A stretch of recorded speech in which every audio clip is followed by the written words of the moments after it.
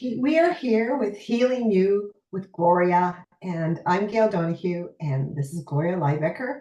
And Gloria, we've been talking about our patterns that we have, and you had some interesting thoughts around our patterns and looking at why is it important to look at our patterns?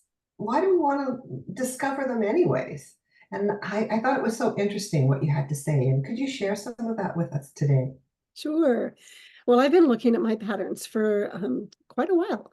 And the more that I get familiar with them, the more nuances I begin to recognize. And what I find is most beneficial about, well, it's been freeing. When I'm able to recognize the patterns, and rather than identifying that that's me and falling into the shame pit, which is what I did for many years, I'm recognizing that that's not who I came here to be. And I'm also able to see more clearly the conditioning that I experienced as a child that actually created the patterns to begin with. And as I have studied the different ways that as humans have evolved and learned how to rise in our own consciousness, I'm finding some very fascinating teachings on that around how important it is to really become a good student of your patterns, that they're really teachers. They're here to teach us more about ourselves and about life. And so it's been a fascinating journey, and I'm very excited about continuing my learning journey with that. Yeah. And my pattern I come up is, it's been over the years when I first started learning about patterns that I tend to be a peacemaker. And in some ways, it's like, well, that makes sense because in my family of origin, I really took on the role to do my best to make peace so that everybody'd be happy. And then maybe I'd feel safe. And Mm. there's a lot of variables that come out of that.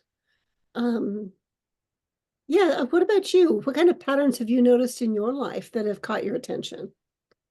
Oh, yeah, that's interesting. When you mentioned peacemaker, I thought, oh, yeah, I can see myself having a pattern of doing that, especially in my family with trying to take care of everyone else to try to keep the environment calm and so people wouldn't be upset. And this, and I can see now that it hindered me and it hindered them because, of course, I couldn't control what everybody was doing and took a lot of stress. I took on a lot of stress.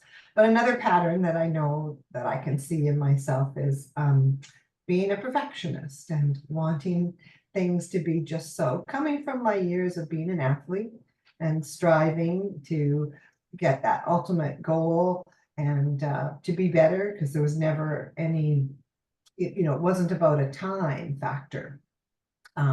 It was about expression with music, being in synchronized swimming, and it was about Hmm. expression of beauty. It was about showing physical strength and whatnot, but it had that combination where it never really had a goalpost that ended. So that really carried out into my life, and it also helped in terms of where would I fit in with my family, Mm. having older siblings. I was always the little one trying to do things that I really wasn't ready to do, but in my head, my imprinting was that I had created for myself. I should be able to do it. I must be able to do it. And it really created up that striving and not much room for allowances of mistakes or compassion. Mm. So I'm really grateful to be learning about these patterns. And even just, I'm still learning about them. I have a lot to still learn, but now being able to see something and go, oh, I can just sort of sit back and relax a bit. Oh, this is my pattern. It's not me.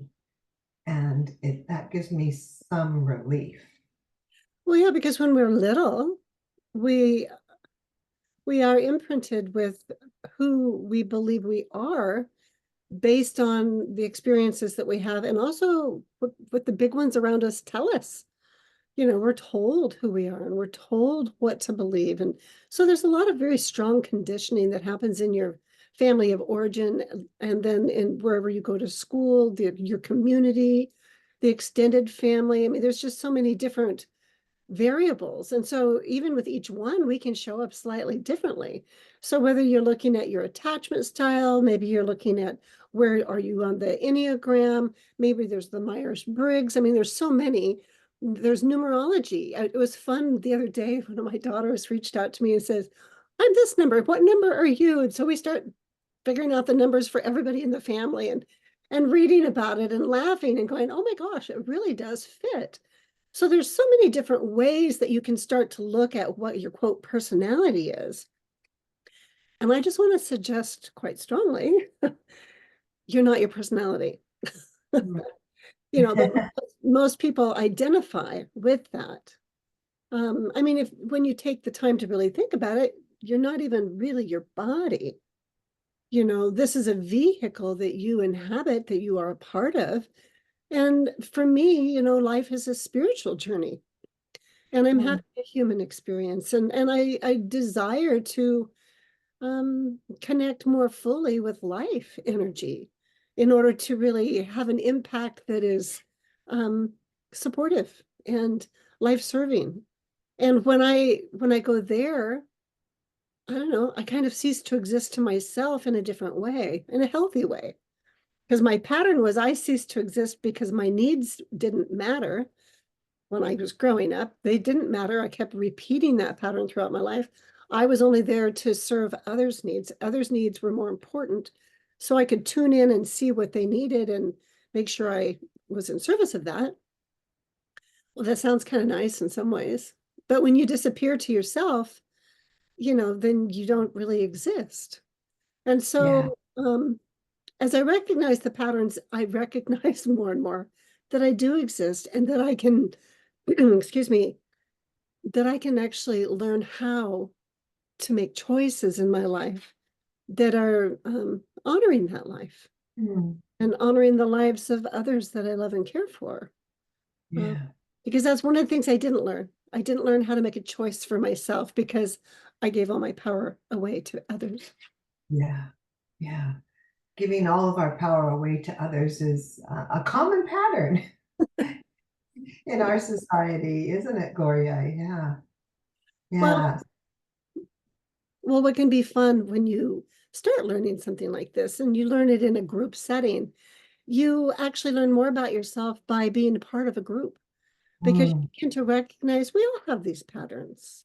You know, it's not just me. I thought it was just me. I thought I was the only one in the entire universe that was faulty, that had these shameful patterns, or I had anger issues, or whatever the pattern may be.